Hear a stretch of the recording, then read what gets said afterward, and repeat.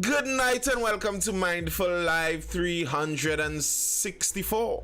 Thank you for being here. It is currently 9:52, the 15th of the year March, in the year of our Lord 2000 of the month March, sorry, in the year of our Lord 2024.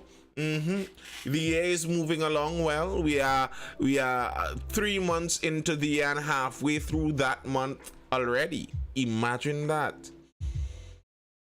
Oh, Trini Hotep, oh, Trini Hotep. Once you're on the inside, as per usual, hit that like button, double tap the screen over there on TikTok. That's how you hit that like button. We are streaming live on TikTok and on YouTube, 2 streams. No Instagram tonight. Tough luck for the grammars, but we're out there on YouTube and over here on Instagram, and over here on TikTok. So once you're inside, double tap the screen, hit that like button. It's how we let the algorithm know this is some good stuff. How we make sure that it sends the notification out to as many people as possible. Hey, good stuff. This thing makes sense. We want more people to see it, so we hit that like button. We drop a comment if you're looking at this on repeat over there on YouTube. All of that helps. So yeah, let's dive into some of the news. One of the first things I saw, and I saw this since yesterday, is creating a bit of a stir, is the fact that the property tax seems to be on hold. Yeah, and the property tax is a bit of a big bacchanal. Well, it has caused a bit of a big bacchanal in Trinidad and Tobago, but now it seems to have been on hold, or been put on hold for whatever reason. Let's check that out. Property tax fiasco. When taxpayers arrived at the Board of Inland Revenue offices yesterday to fulfill their tax obligations, they were shocked to be greeted with a notice announcing the immediate suspension of property tax payments. The move came without prior notice, and as of last night, there has been no definitive word from the Ministry of Finance regarding the development. Finance Minister Colm Imbert, who typically utilizes his X account to provide updates to the public, remained silent on the issue on the social media platform yesterday. Amid the confusion, a notice was circulated yesterday revealing the government's intention to introduce a bill in Parliament today titled An Act to Amend the Property Tax Act, Chapter 7604, in the name of Finance Minister Colm Imbert. According to the amendment, the government is proposing a reduction in the property tax rate for residential properties from the current rate of 3% of the annual rental value to 2%.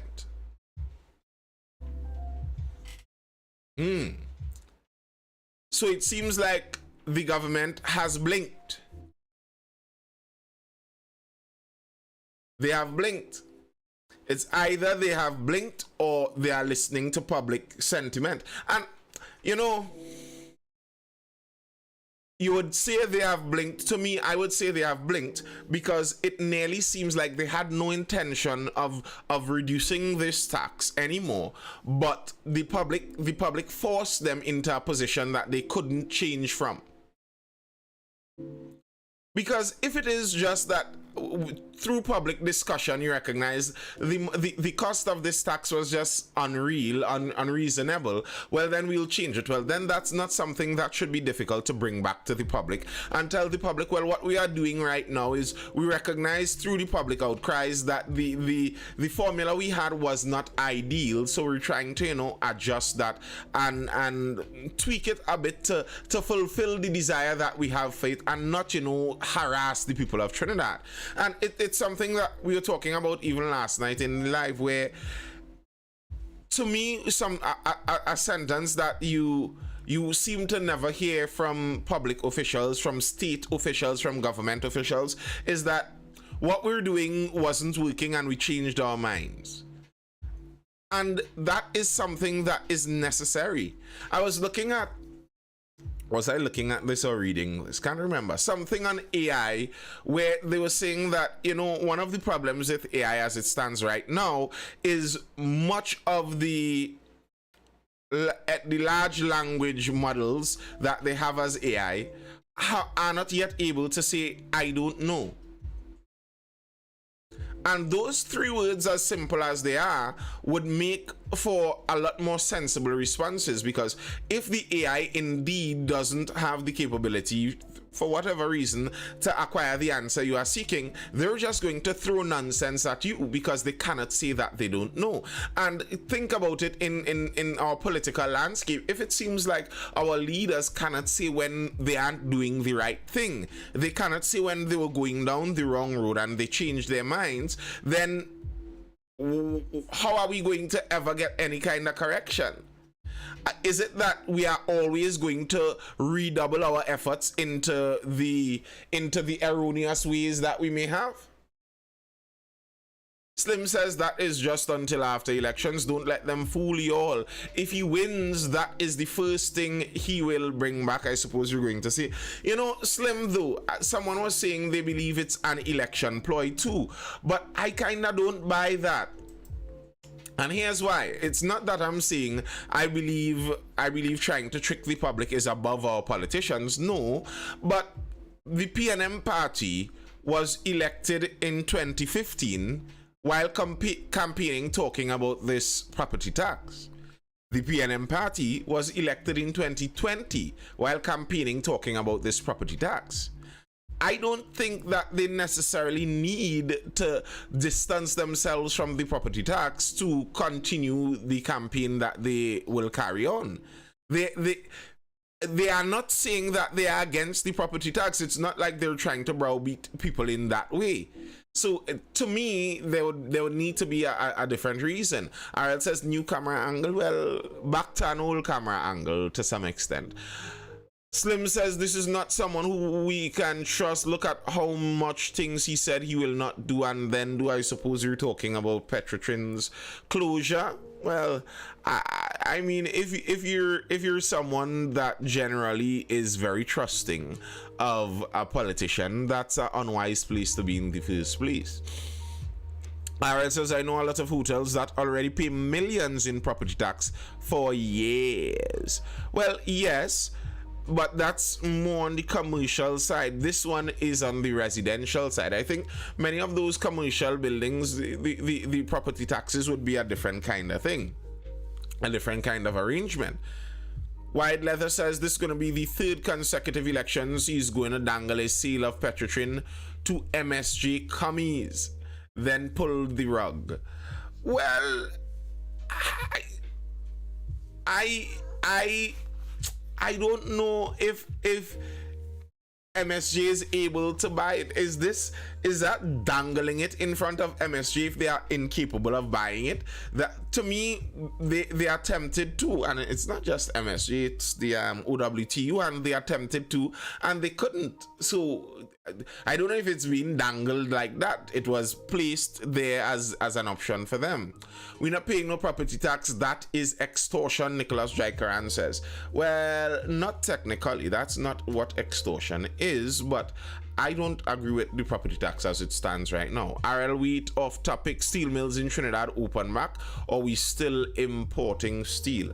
I don't know if it reopened. I know they sold it. As far as I can remember, it was sold to an American company that was seeking to do some work there. I don't know if they reached the point of reopening that.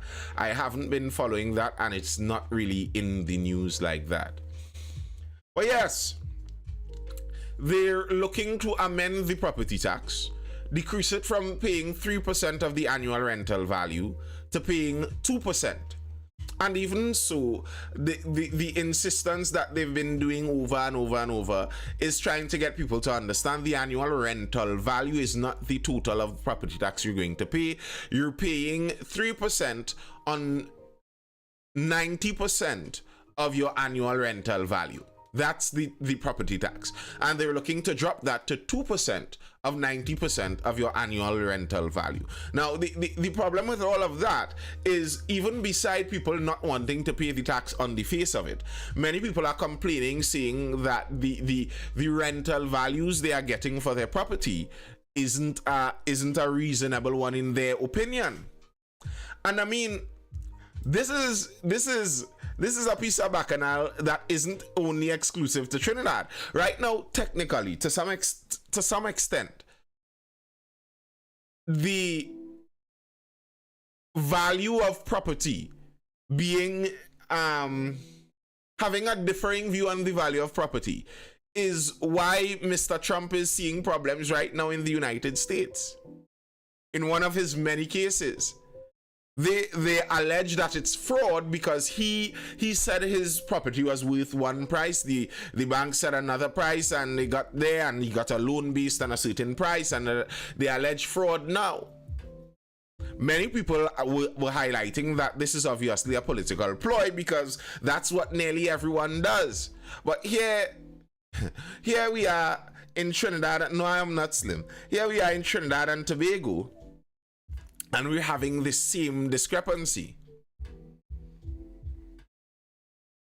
We're having the same discrepancy. How do we determine that rental value? You say my rental value is 100,000 per year, but I don't think I'm able to get that. That's what you say. How do you adjudicate that? And if we find out exactly how they adjudicate that, I think we're going to end up in some difficult places.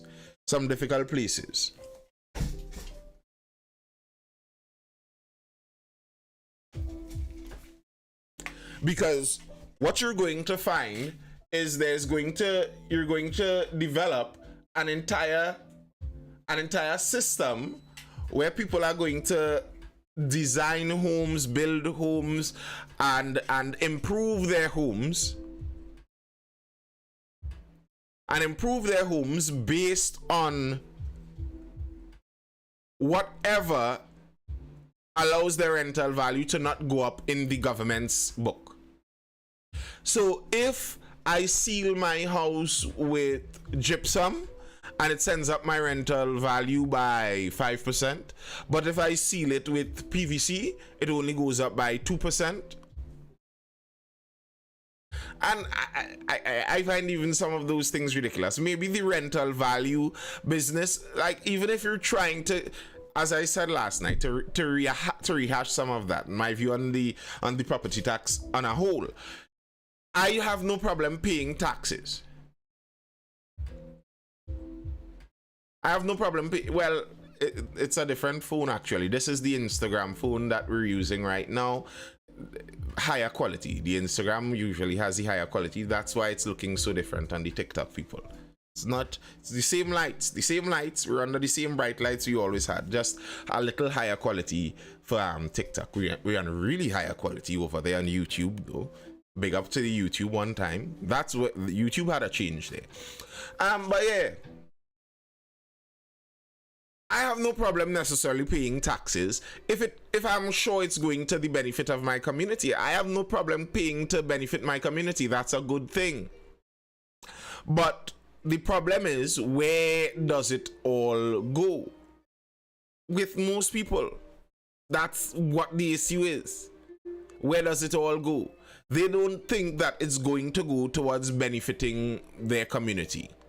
And then if that's the case, this rental value and all of that is kind of inconsequential because people just don't want to pay you anymore. I think most people would not mind paying taxes only if the money is working for them. Yep, that I think is the opinion of most people. If you're sure your money is working for you, then it's not going to be a real big problem. Hey, this is one of the big stories this week gone, so let's see if we could dive in a bit into this. You know, sometimes I don't like to touch these more personal stories, but this one isn't totally personal because the person has been dead now, allegedly, for what, 7 years or something like that. A very scary, kind of creepy story.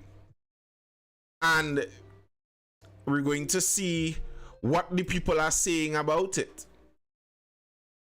now, because some parts of the bone seem to have been in line with an older person than the person who is suspected to be the dead person there, and they're now sending it for DNA confirmation just to make sure who it is, even though they still think the person is her. And as the investigation into the startling discoveries continues, the minister expressed her disappointment in the neighbors who may have turned a blind eye to the suspected plight of Hannah and other children at the house. Minister Cox explained that state agencies could only intervene if they are made aware that worrying activities are taking place. We are concerned about the neighbor's role because we have always been asking persons to be our brother's keeper.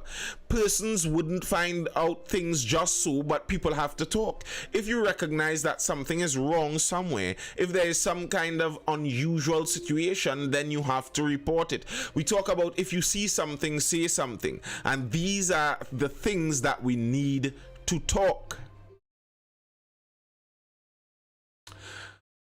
And you see, this is what I was touching on this last night, where I was saying, you know, when incidents like this happen, when horrific, terrible nightmare stories like this come to the surface, every reasonable person generally starts to check themselves. You start to wonder, as a nation, what could we have done differently? What could we as a people have done differently?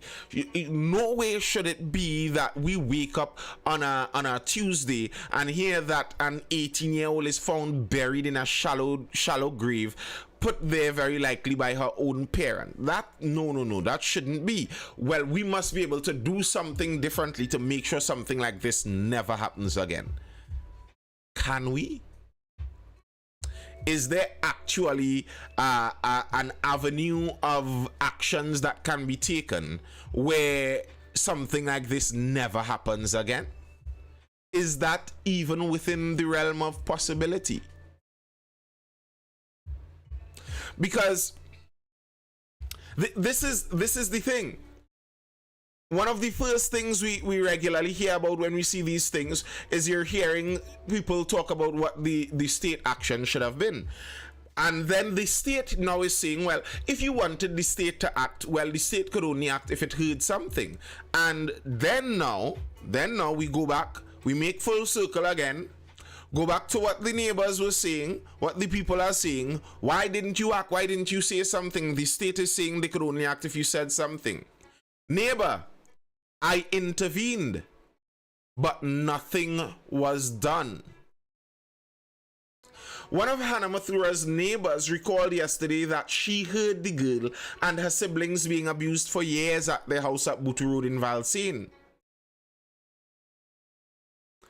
The neighbor, who did not want to be identified by name, told the Express that in her 14 years of living near the house, she called the police many times and made 8 visits to the St. Joseph police station to report what she believed was taking place at the house.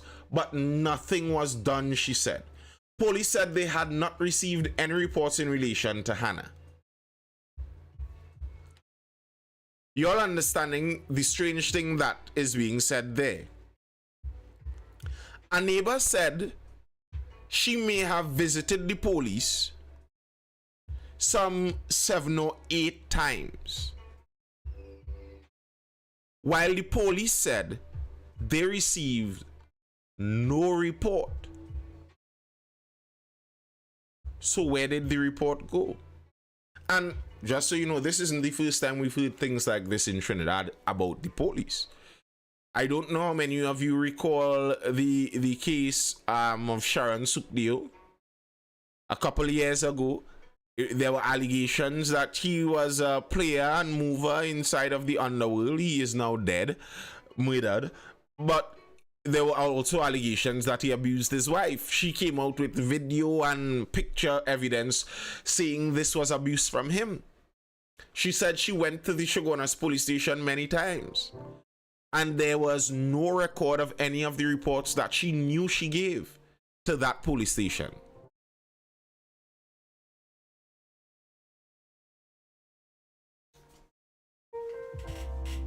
You see, now, even in some of these things, when you read through the accounts of it, they said that the children, by and large, were performing really good in school. Some of them won scholarships and all of that. It's not necessarily easy to prove some of these things. even on the police side. On the police side, they're wondering to themselves, we're going to go down in Valsine there, harass some rich person, and they're going to try and make a lawsuit out of this.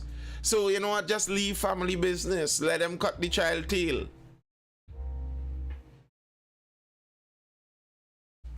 And see where that ends up.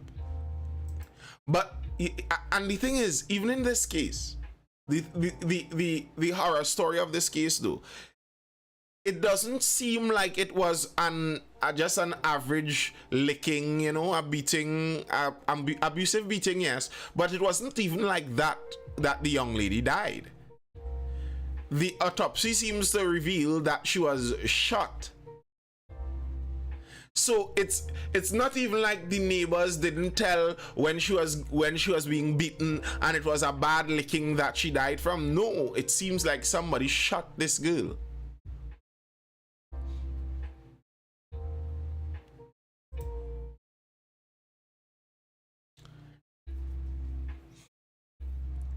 Truly psychotic stuff.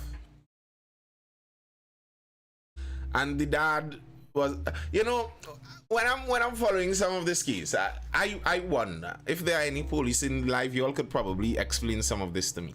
I wonder about how our police do some of their investigations. They found the body, and then I hear they went back the next day to look for the man, and the house was locked. I'm thinking to myself, if the police found a body in a property, isn't that entire property now a crime scene? Wouldn't there be surveillance or some kind of police presence on that property for the next foreseeable time while they collect all of the evidence? Like, how do you mean you left the property after you found the body and came back and saw it locked? Like, what? How you mean? Where the apartment where they found him? The lady who is living right next to that apartment, a shared, not shared, but twin apartments as it were, she was saying that they could have reported it to the police long time, but they had no picture. There was no picture released, so they didn't even know who the police was looking for. And I remember this. The headline when they were searching for this man was "Man in the Red Car." I was like, but how would I know how this man in the red car looks?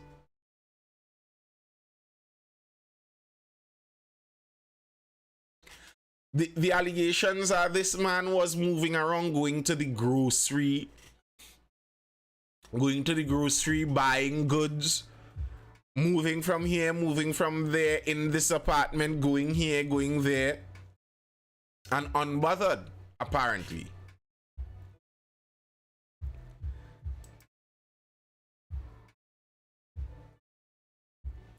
And even with the relatives, when you read what the relatives have to say about it, they're saying that it's not like it was something that was ignored, it's something that wasn't known. Even the people, they lived mostly by themselves, they were locked away for the most part, so the relatives say they didn't even know. They just knew the man was weird. You know, something interesting in this story too, just an interesting tidbit. It's interesting to me, and I don't know what evidence points to this. Maybe there is evidence that points to this, but it's interesting to me how the tone and tenor of the story sounds like the father is the perpetrator and the mother is another one of the victims.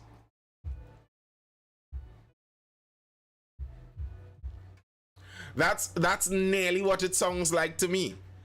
It sounds like when people are saying this, they're saying like the father is the definite criminal here. The mother is just another one of the victims. But if she's another adult, if they're both adults, and they kind of co-conspirators, Hi Henry's is saying, I'm thinking how many other weird people are walking around as we speak. There are many of them. And the thing is, I don't think there's a law that we could pass that is going to stop us from having these weird people out there. It's not going to make the weird people disappear. White Leather says different strokes for different folks. Police tread more carefully in imputing allegations against the rich. Poor people don't even have to be charged and their pics are plastered on TTPS socials. That's true. That's true. Whose picture is shown how quickly is something of note in Trinidad and Tobago, and how we deal with crime. It is something of note. But yeah, there are lots of weird people out there. Hi Henry. Lots of them. And I don't know if there's anything we could do in terms of making a law or forcing part of the state infrastructure. I don't think there's much we could do. And even if people are reporting, okay, you report a weird person, they come, they investigate, they find nothing, then what?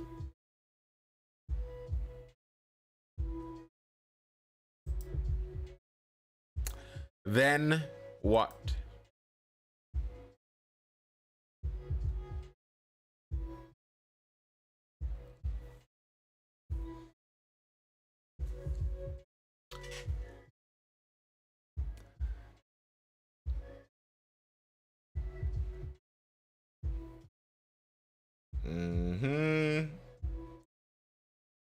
Let's jump over to a meeting that was recently held by the Industry and Commerce Chamber. Harford, we must hold government accountable. That's your tax money being wasted. Former chairman of Republic Financial Holdings Limited, Ronald Harford, yesterday called on citizens to remember their crucial role in holding the government accountable. He emphasized it was imperative to recognize that government serves the people, not the other way around. Harford made the comment yesterday as he was speaking at the TNT Chamber of Industry and Commerce's annual business meeting at the Hyatt Regency Ryson Road, Port of Spain. We belong in this damn country, and the politicians are here to serve us. And when we see things going wrong, it is your money that is going wrong. That's your tax money that is being wasted. We must no longer be spectators. We must be citizens and assume the rightful position and responsibilities to guide this country. Regularly, I find and I've said this before, regularly I find we in Trinidad and Tobago and some feeling like they behave like this is our country, we own this country, we have a responsibility to make sure this country runs well. It's nearly like it's their job to run the country and they have to take care of us as we sojourn in this country. Now, that may have been what it was like when your ancestors were brought here, how many ever, 100 or whatever years ago. But that's not the case anymore. This is your homeland if you are a Trinidadian, that is. There's no other homeland. This is the homeland for you. You are a citizen of Trinidad and Tobago, and it is your responsibility to act like that. To act like I own piece of this dirt here, and it's my responsibility to see how it is managed and have a say in it.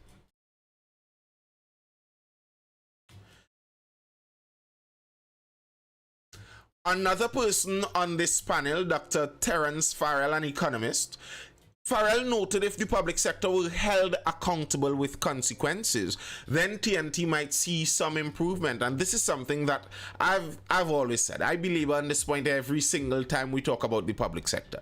The public sector incentive style is in a direction that is obviously going to lead to negative results. The public sector isn't incentivized to perform. If you do not perform in the public sector, it's not like you're going to be fired. It's not like you're going to make less money. The Salaries Review Commission, they came up with their statement, they came up with their report after 10 years, and the report was filled with anomalies, problems, that it couldn't be held and used. And it's just sent back to them. No problem, just do it over. 10 years you got to do this. 15,000 a month for the chairman. 10 years. How you mean, no problem, just do it over? No consequence. Farell went on, putting his comment in the context of the crime rate. He said, when crime is escalating, who is responsible for the crime? The Prime Minister is. But you have a system in which our Prime Minister cannot appoint a Commissioner of Police. So if the Commissioner of Police does not perform, the Prime Minister cannot fire him or her. Well, Dr. Terrence Farell, personally, sir, with all due respect, I think due to public circumstances, within the last couple of years, that statement about the Prime Minister being unable to hire or fire a commissioner, I think there may be some question marks that could be rightfully placed there. But I understand the idea that he's referring to. You see, in our system, we are supposed to have an independent commissioner. If we have an independent commissioner, then who does the commissioner answer to?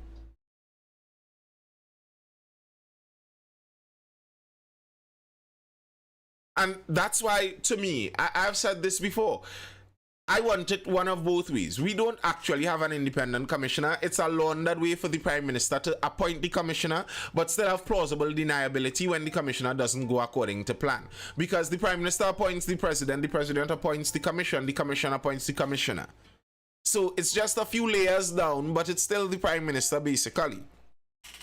But it would be, to me, a better process if, well, the commissioner was just out and out a political appointee, as they basically are, and we don't have this facade out here. We know that, well, the Prime Minister appointed you, the Prime Minister needs to deal with you. We could have that.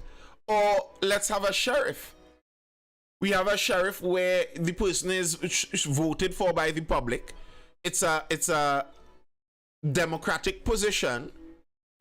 And that way, they are accountable to the public. Yes, white leather, like a sheriff.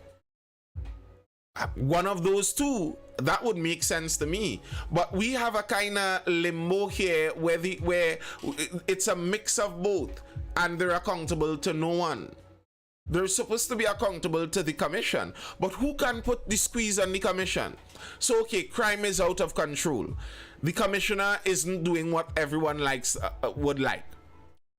How do we reach to the commission to put the squeeze on them? Because the commissioner appoints the commissioner, but the commission isn't voted on by us. We don't vote them into that position.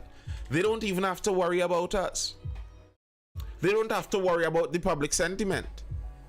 The commission isn't even directly appointed by the Prime Minister. So we could cuss the Prime Minister about the commissioner, and he could say, well, I don't even appoint the commission, so that's not on me. Blame the commission. Look to the commission. We appointed several very educated people, and people qualified in their positions. We appointed them to that commission, so it's not on me. It's that independent commission body. And we can't get them to say anything because they don't answer to us. Who are they supposed to answer to? Well, maybe they're supposed to answer to the president. But we can't put the squeeze on the president either because the president doesn't answer to us either. So, the commissioner is unelected and is put into the position by a group of unelected people who are put into that position by an unelected person. 3 layers of unelected people hire the commissioner or are in line with the commissioner. How are we going to get any accountability there? You certainly are 3 layers away from election accountability. And in a democracy, that's the main kind of accountability we have. That's the accountability of the people. The accountability of the people is by and large elections. That's how we get our accountability out there.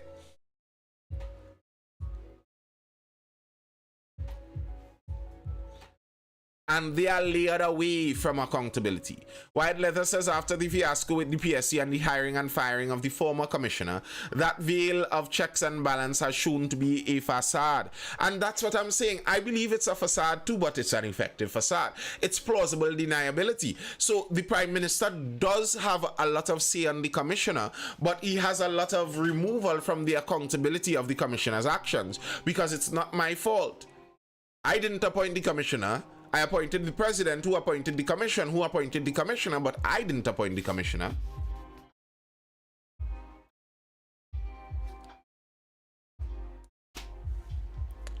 Ain't that something? And how interesting is that in the light of what is going on right now in our national security infrastructure?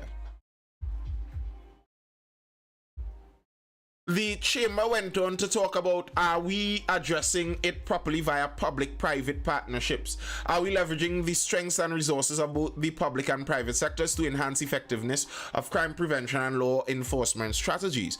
And this public-private sector partnership business, good night Paul Duncan, reminded me of a story I read out of Tunapuna, an encouraging story. Eagle Eye launched.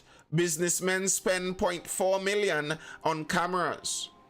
Tunapuna businesses have launched an attack on crime in the community with what they are calling Project Eagle Eye. 4 crimes have been solved in Tunapuna, within a month, because of the cybersecurity network established by business people and the TTPS. Members of the Greater Tunapuna Chamber of Industry and Commerce partnered with the TTPS to form the crime watch group called the Tunapuna Police Station Community Council. The president of the council, during the official launch of the network in Tunapuna Police Station, disclosed that on Tuesday the TTPS was able to use it to intercept and recover a vehicle that was stolen from its owner in Curep.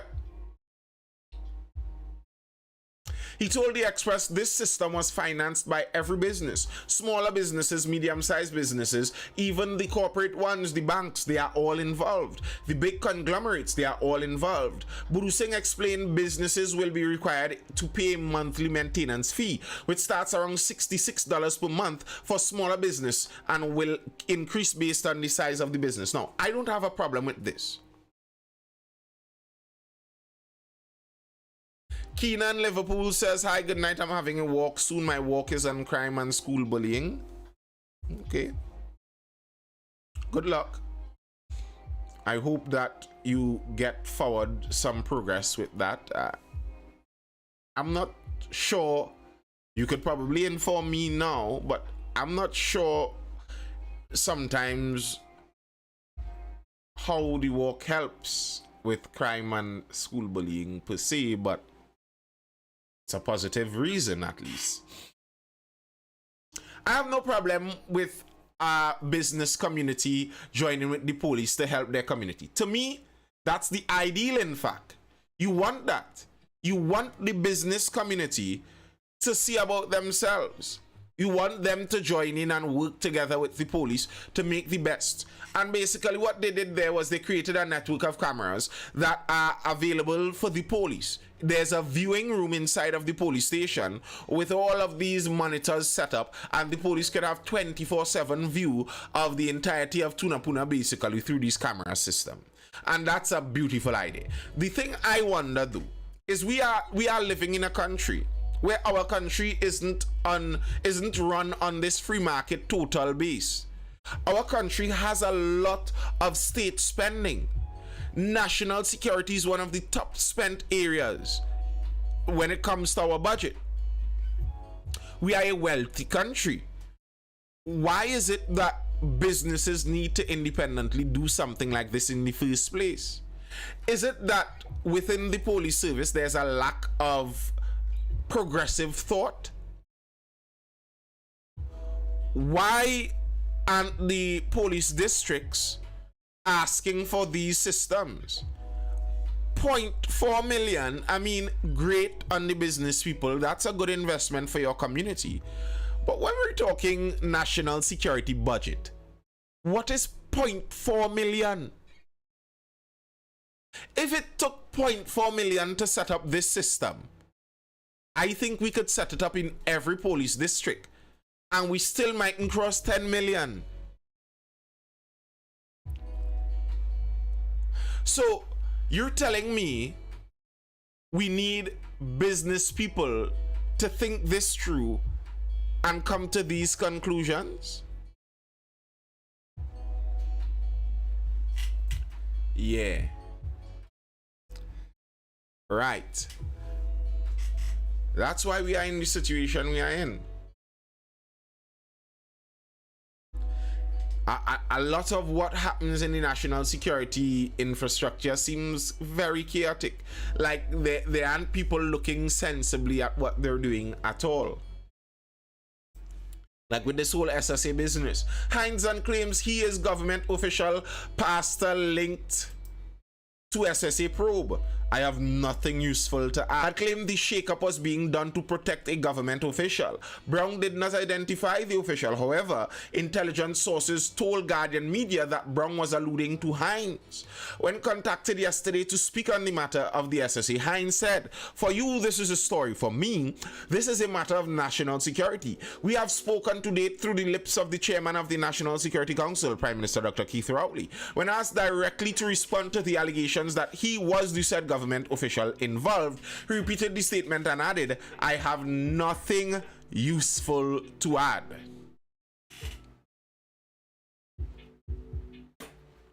Interesting. Sources claim that several overtures were made to Hines and other senior government officials to talk about the hiring practices at the SSA, the confluence of church members at the top of the agency, the challenges being faced by Director Major Roger Best given his religious proclivities, and Pastor Brown's deepening influence in the organization. And they said the allegations are that these issues they were attempting to raise these issues to Minister Hines for a while, and he was ignoring them. And you know, I don't find that surprising when I look at the eagle eye that had to be paid for by the business community in Tunapuna. It seems obvious that the people that should be paying attention to things within the national security infrastructure, it seems like a lot of them are not paying attention. The issue only began to receive attention from the government after Andy Daniel, the husband of Joanne Daniel, the Deputy Director of Intelligence at the SSA, was murdered. Andy Daniel, a CCTV contractor, was murdered on the highway on November 11th last year. Guardian Media was told that Andy Daniel had reportedly installed security cameras at Hines' private residence. That's Hines, the minister, private residence, is the report. Intelligence sources added that they strongly believe that Andy Daniel's death led to the shakeup taking place at the SSA. Joanne Daniel is an active member of Brown's church and reportedly lived with Pastor Brown and his wife at their Arima residence for a period of time.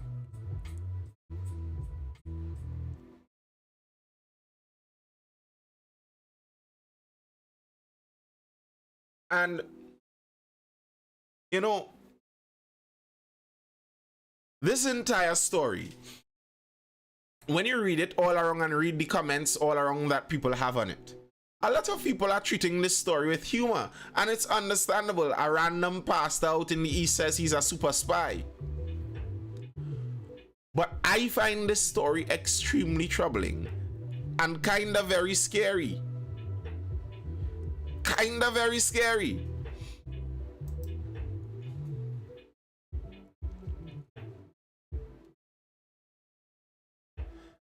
From the Express, Daniel murder may be tied to abuse of power, possible hit squad.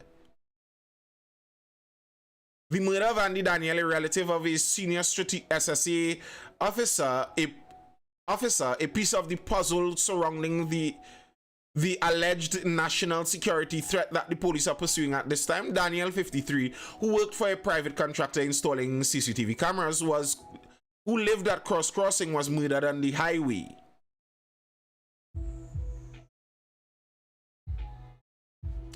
Investigators and other intelligence sources believe that Daniel's murder had something to do with a civilian, not his relative, who once worked at the SSE. They believe that his murder was ultimately caused by the civilian's misuse of their position of responsibility, power, and unfettered access to volatile security equipment and personnel, possibly with the assistance of SSE officials, an investigator told the Sunday Express.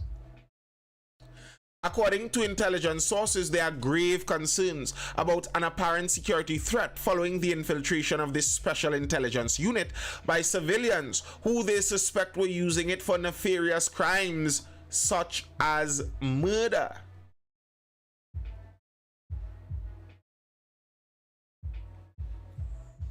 Information and intelligence obtained thus far have been labeled as terrifying and troubling by several law enforcement and intelligence officials. They pointed to a possible elite hit squad within law enforcement that has been operating with impunity and leaving a trail of bodies in their wake.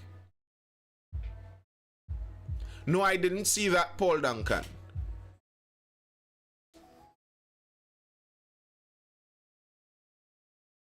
This is scary stuff. So much so that several law enforcement officers investigating Daniel's murder have had to take precautionary measures, said a high-ranking source.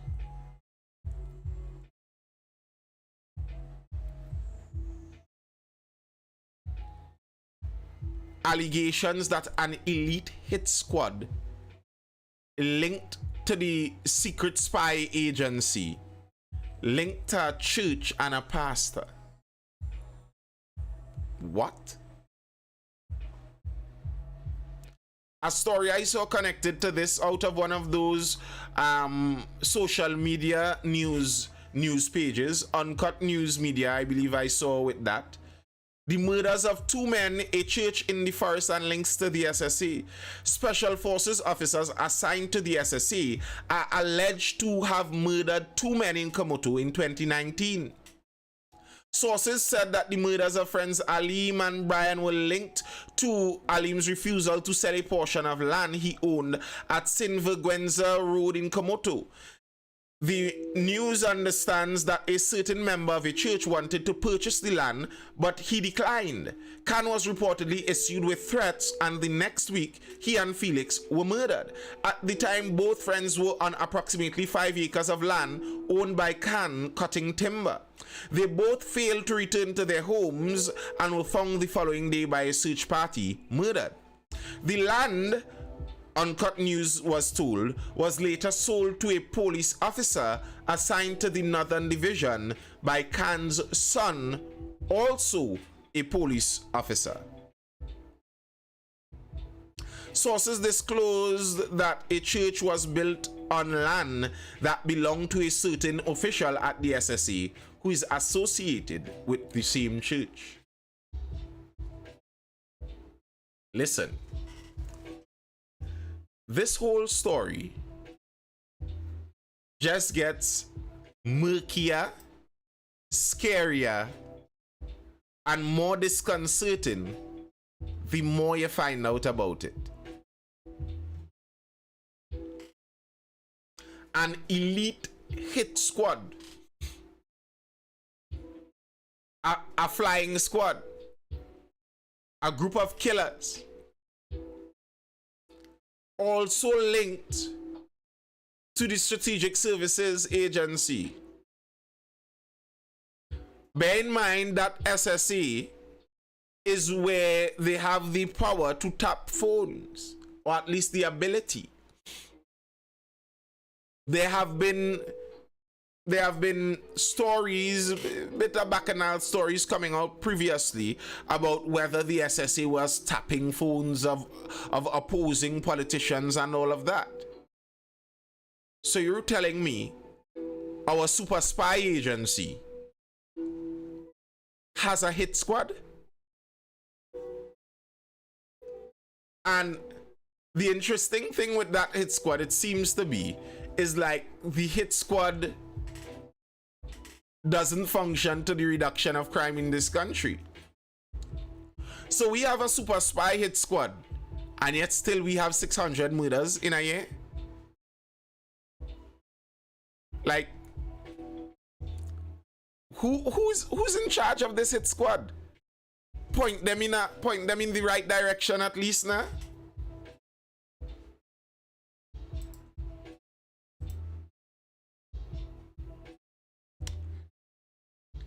SSA probe. Rowley calls for patience. Rowley calling for patience. Prime Minister Dr. Keith Rowley is calling for patience pending investigations into the Strategic Services Agency.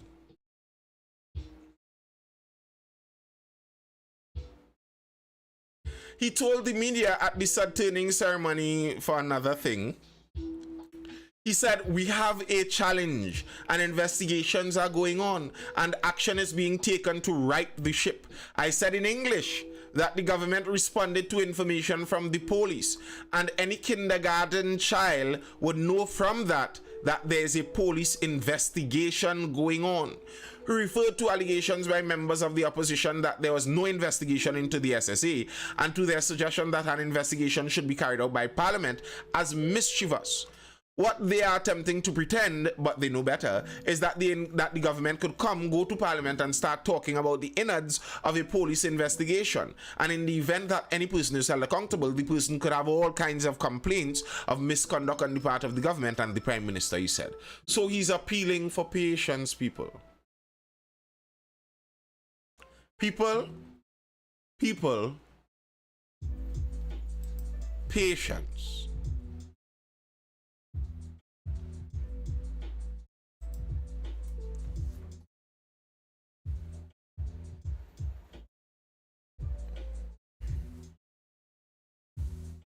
He's appealing for patience. Yes. Maybe there might be a church of super spies that maybe might be linked to elite hit squad of police that maybe might have murdered quite a few people out there, including a man on the highway in the middle of the day. Maybe, might be, but patience. Because although the SSA is run by police, although the elite hit squad might be police, although all around this story there are allegations of police impropriety, there's a police investigation ongoing that is going to come to the bottom of this. So people, patience.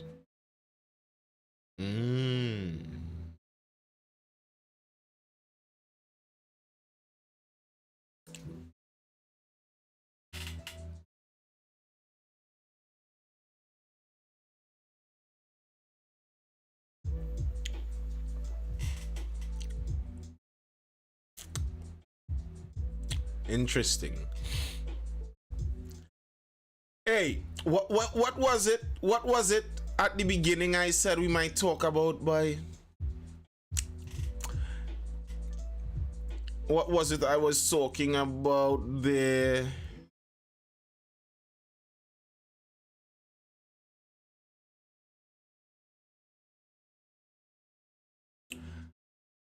All right, yes, the possible shutting down of the tiki-taki in the US. Yes, that's what I was thinking about. And people saying that the US is a bully. Now, I understand the irony of talking about this on TikTok itself, but be it as it may, the US is looking to force TikTok to divest. And you know, lots of, especially libertarians, and I'm more libertarian too, but lots of libertarians are saying that this is ridiculous. It's giving the government so much power.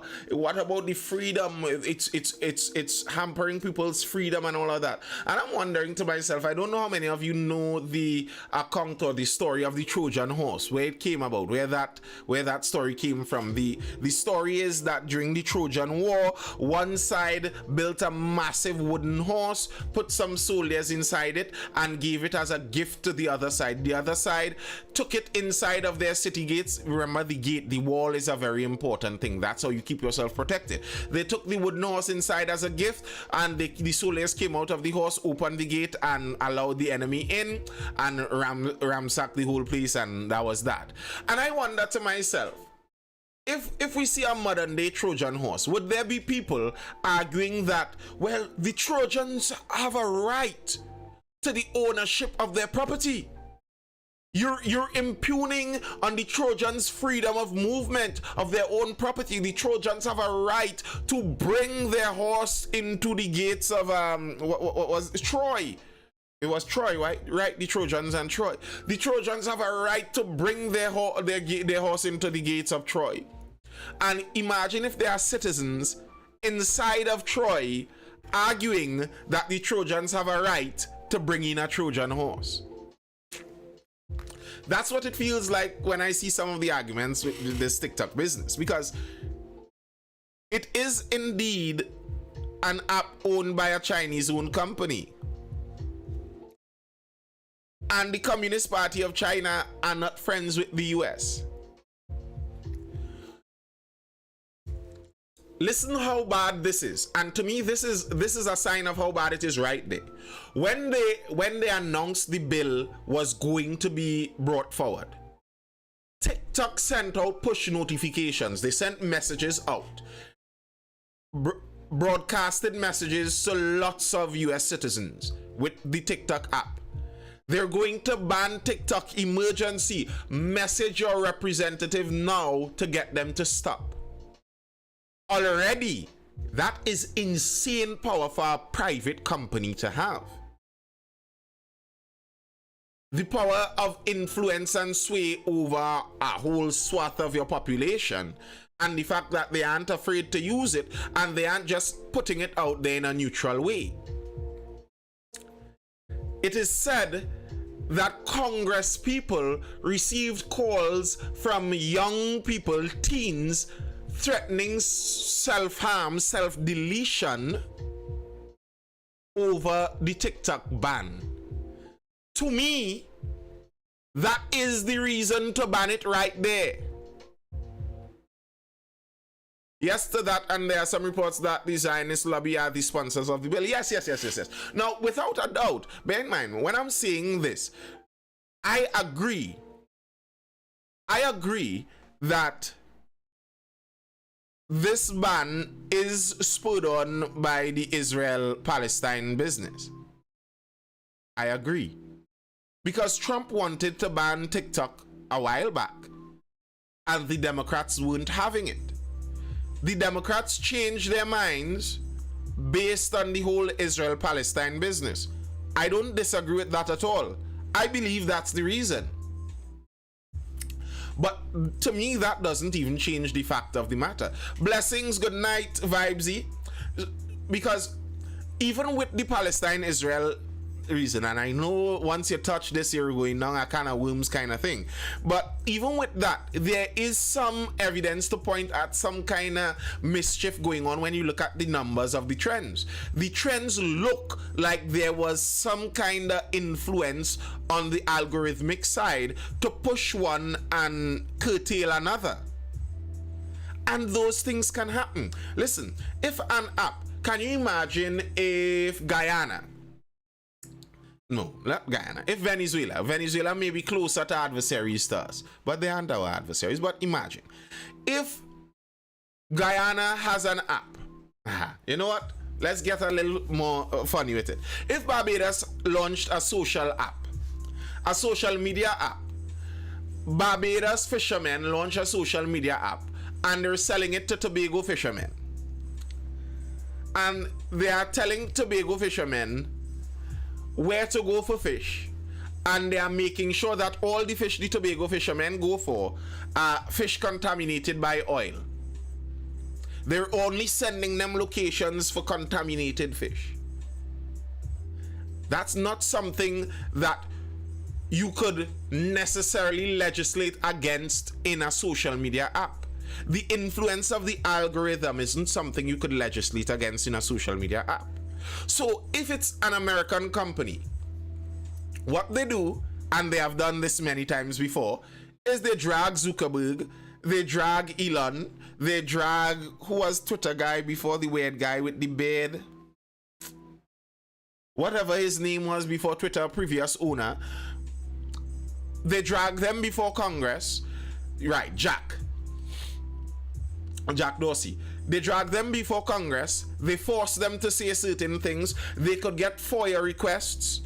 They could attempt to get a legal route to get something done there. But when a company is owned by a foreign country, basically, what are you even going to do? Okay, you drag the CEO before Congress, but he isn't really the owner, is he? And it's interesting because China knows the influence of these social apps. China knows the influence of these social media apps because China doesn't allow those American social media apps to just jump into Beijing and open free sheet. China not playing those games with you. They understand the influence. So then, how is it that it's some kind of unfair game when it's played both ways? Listen, I use TikTok. I have a relatively large platform here on TikTok. But I don't trust it. I always said that. This app is the most obscure of the social media apps. I don't know what goes on with this algorithm. I could kind of figure the Instagram algorithm. You could kind of understand Facebook. You know what YouTube is doing. Twitter makes... I don't know what TikTok is doing. Some of the views on TikTok seem manufactured. On TikTok, it seems like they put their thumb on the scale of views and take it off, attempting to get people to get addicted more. So you make one video on TikTok and they push that an insane amount. But you make the other video in the same topic and you notice it's not as much. That push was to get you to make more. All right, you take a lull from the app and make one video. So you make no videos for 2 weeks, make one. They're going to push that one a lot. Based on what? How do I know what this algorithm is doing? You have no idea. And the thing is, this is why I think it's insanity for people to have their children on TikTok. You're dealing with a system that could play on your addictions. This is something that could be stronger than drugs. And you're just allowing your child on this free sheet. You have no idea where the algorithm is leading them. Is it any surprise? And a number of people have said this, that, okay, you have a daughter that feels she's a son now. Look at her TikTok profile, and you might see why. And these things are being recommended. It's not random. What shows up on your For You page, what shows up as you scroll, is not random. It is selected for you. And if I don't have a control or a say on who is selecting that, I could understand perfectly well why the US would want to ban it. Even though I do admit that I am pretty sure this was spurred on by pro-Israel sentiment inside of the US Congress. Yeah, Hotep. I don't see the problem when China bans every other social media platform in their country and just makes a Chinese version of it. So it's the same thing. Nobody makes a hoopla about the Chinese people not having access to Facebook from America, or Twitter from America, or Instagram from America. Nobody makes that fuss. Nobody says that no, you're fundamentally stripping Chinese people of human rights, which sure, we could make a case for the fact that the CCP does that particular thing. But if China wants to not have obviously American applications that are controlled by big tech companies that obviously are aligned with government, then it's the same thing the American government is doing, trying to stop China from. And yes, people will say that Chinese TikTok is different, and the man that is running TikTok outside of China is Singaporean, and he is, right? Hotep, I watched that interview, and that man's answer made me trust TikTok less. It was very snakish. I don't know if you. I feel like you're talking about his interrogation in Congress, where they were asking him some questions about TikTok's known obvious links to the Chinese Communist Party, and he keeps, well, I'm Singaporean. I'm not Chinese. Yeah. I'm not a Chinese national. I'm Singaporean. And you do know that Singapore has a massive Chinese community. And he has managed other companies on behalf of the Chinese Communist Party. Yeah, I think that part of because I think the first part was just ridiculous. Like, why are you asking him? Some part of it was just funny as hell, because you asking him, man, does he hold a Chinese passport? And the man literally say, I'm Singaporean, I've never hold a Chinese passport. But him not answering the question of if TikTok has links to CCCP, and him trying to deflect from that and saying how the platform has never stopped any sort of critique of the CCP. No, sir. Either you're answering the question or not, because we understand that TikTok is a subsidiary of the company that the parent company of a Chinese corporation. This is what it is. Answer the question, because you're going to make yourself look real small. So come on, America is not wrong for wanting to not have their Cold War enemy up in their country controlling media. Makes perfect sense to me. Imagine constituencies with voting margins of less than 500. You can use the tool to influence. Bro, it is known that that is done. Professor Dr. Robert Epstein, I think, was the guy. He did a study on Facebook where they found that in one of the elections, Facebook sent out a notification to 99% of Democrats on election day as a reminder to vote. And they sent out the notification only, I think, to 40-something% of Republicans. You understand?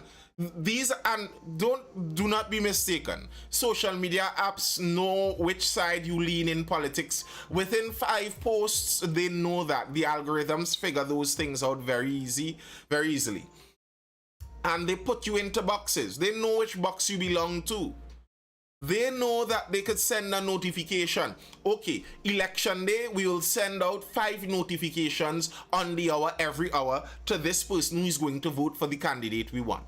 On election day, we're going to make sure the algorithm for the people who are going to vote for the person we don't want, we're going to put the addiction level on their algorithm up on max. They're going to get all of the online thoughts today. Every one of the hottest thoughts. All of them on your timeline without fail. How would you even know? How would you even know? You wake up this morning and you find when you go on in the toilet, you know, you fellas, you spend 3 hours in the toilet on your phone anyway. You find this morning you can't get out, the algorithm have you unlock stronger. Vibesy says, but Nathan, still the algorithm is monitored by human entities. That's actually my point, Vibesy. What I'm saying is not that the algorithm magically decides who they want you to vote for, but that the human element on one side of it influences this. And because it's algorithmic, we don't even know the influence. Like, we were talking about synchronicity and the theory of coincidences last night. where the idea is that nothing is a coincidence, and the reason for this is coincidences in this theory are basically just situations that are too complex for our human minds to follow. So we don't know that that when we whistled here, it blew the breeze, which tickled a bird's tail feather, which caused the bird to fly from the tree, and the bird flew from that tree, which threw off a leaf on this other tree, and it fell on an ant, which carried which made the ant walk faster, and and eventually all leading to the death of this person. We don't know that. An algorithm might. So they say some of these algorithms on these apps know things about you before you even know it yourself. So some of these algorithms may predict pregnancy in women better than some women may know it themselves. The algorithm may know when you are going to use the toilet because it knows your body, because it knows the inputs to your body. Now, and this is the scary thing about AI that they talk about. If AI is in control of something, AI could make a perfect murder by default. You understand that? That's how I feel about when Neymar left Barcelona. AI could make the perfect murder. So AI tells you, so we want you to go and spit off of the edge of this building. All right, you just go and spit there. You don't know that that one bit of saliva is going to take X amount of time to drop, and it may drop and block and drop right on the eye of this cyclist at this moment. Those are calculations. It's ridiculous on purpose, but those are calculations that we will never be able to do in our human understanding. And if we have a company on social media that is willing to make those moves for their own selfish interests, there's very little we could do. Now, and in the case of Facebook, it's known Facebook, Meta, they are doing that for their own purpose. And people are making the argument that Meta is doing it, so how could you ban TikTok? To me, there should be in-group bias. Listen, I'm sorry if this sounds bad to somebody, but if somebody tells me there are 5 Trinis robbing people on Cureap Junction, I'd be upset. I want the police to handle this. If somebody tells me there are 5 Venezuelans robbing people on Cureap Junction, I would be more upset. And I don't consider myself racist or prejudiced for that. I consider that being a citizen of a country should mean something.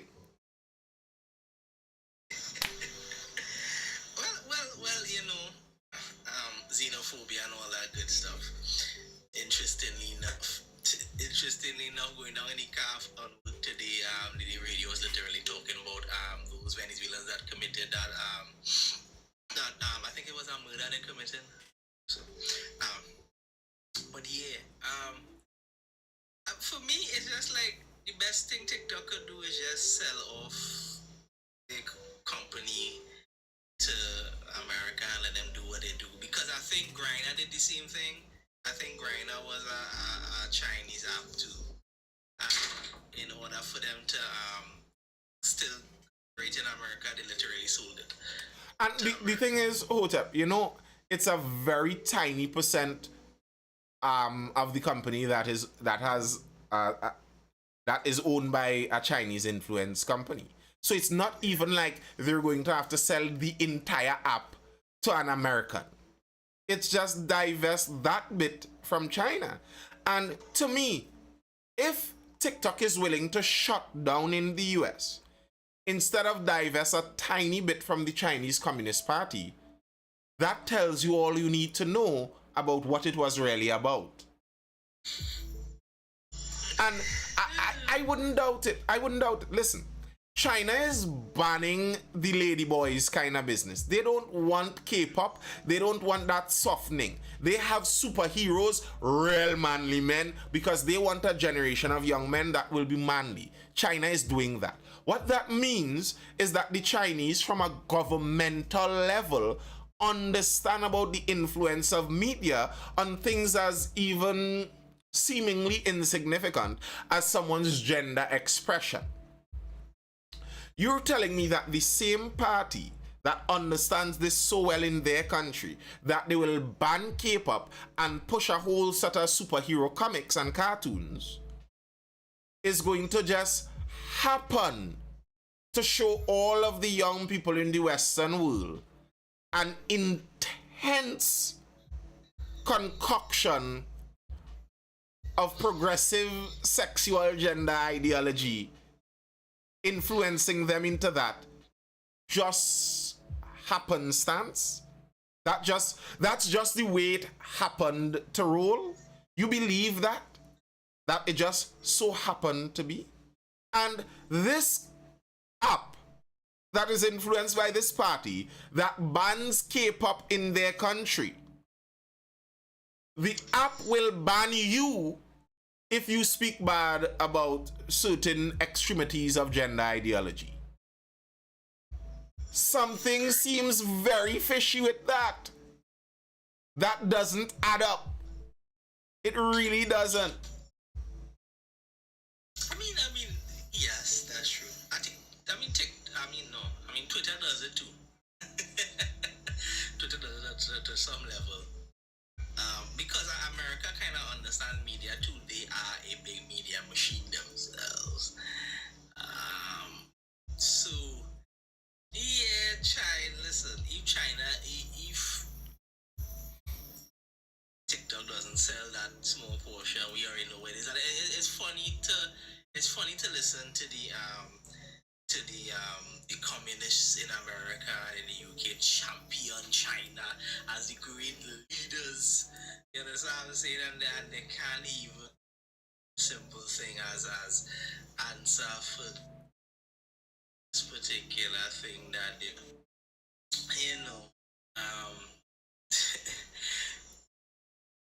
and American communist government does to people.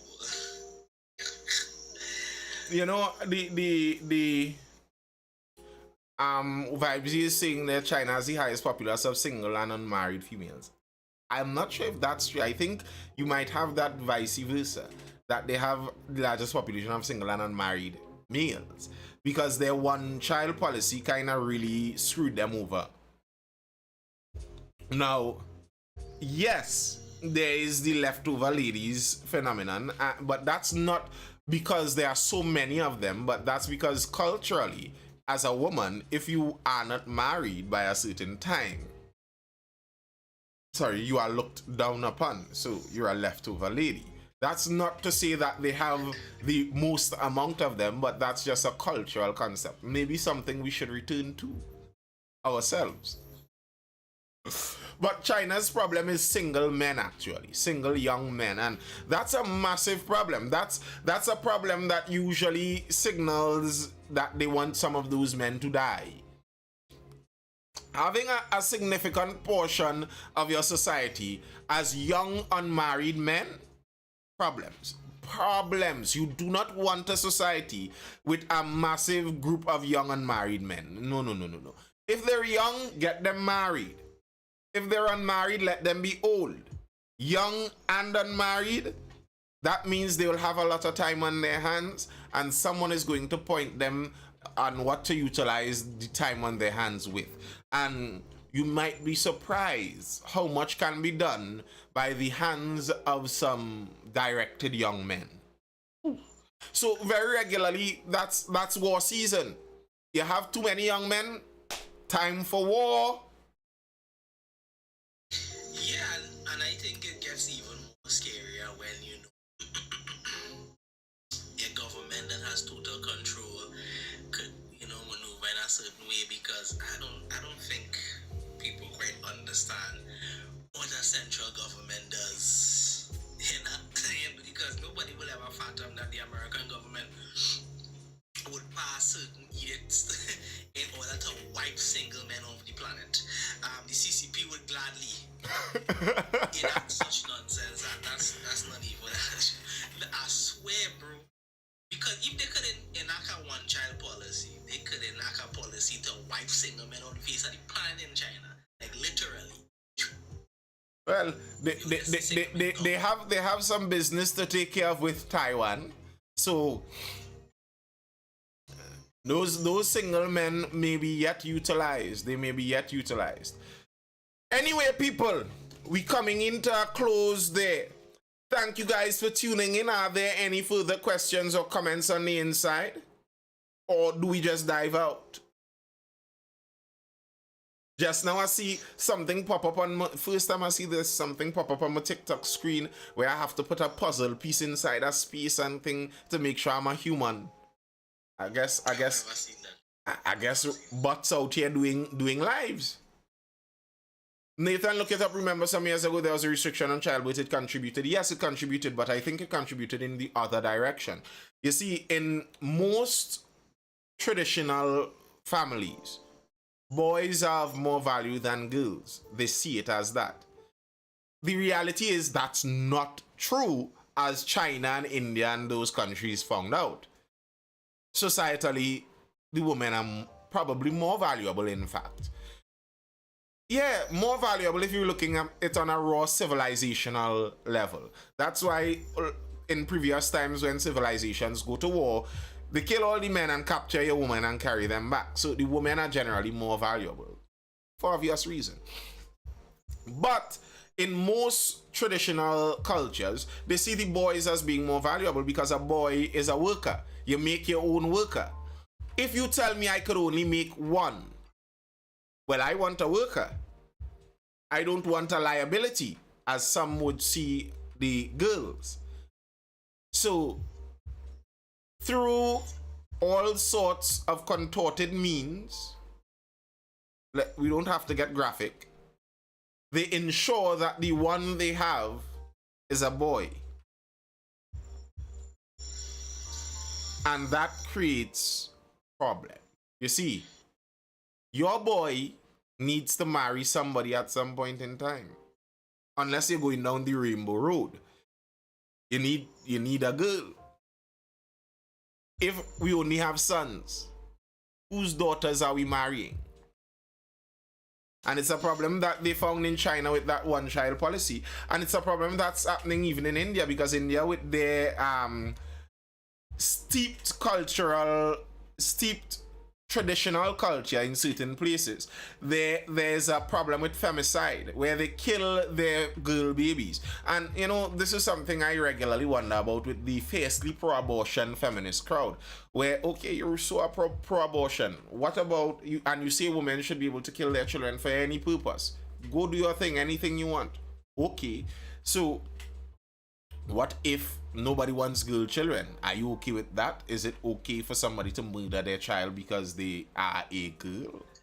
And that's a problem that happens in some places. And then, as you would guess, if you kill all your girl children, what's going to happen when the boys reach of a certain age and start looking for partners to, you know, reproduce with? Problems. And then, well, you know, they don't agree with that, obviously. They don't agree with the murder of baby girls, because that is misogyny. That is the peak of misogyny. But you could definitely abort everybody else. Babies. Everybody else. Yeah. So it's the hypocrisy in it, and that's why, like, if you point it out, I'm like, okay. That's why I tell people. That's why I say, okay, you're a feminist. Please go to Pakistan and go to India and stand up there and tell them how great it is to be equal and how great it is to have power as a woman. And let them tell you to their face, do you know what we do? Girl children in the womb, we kill them. And we are also women. Tell us something now. They would watch them and say, you have internalized misogyny, and the women would watch them and say, what are you talking about? I don't know what you're talking about. Please leave. Please leave. I don't know what you speak about. I am using my own free will to do this. You see the idea that that's the Marxist view of the world, that everything is oppressor and oppressed. So if you make a decision, it's either because the oppressor class has captured you. Because you are from the oppressed class, you are supposed to, but it's not about that. Marx was wrong. It's not that I have internalized misogyny. It's that the fat, lazy German was wrong. He was just fat and lazy and wrong.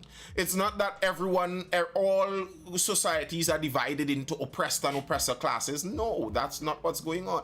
People have all kind of different motivations for making the decisions that they do. Some of them are praising Moloch, as Kevin says.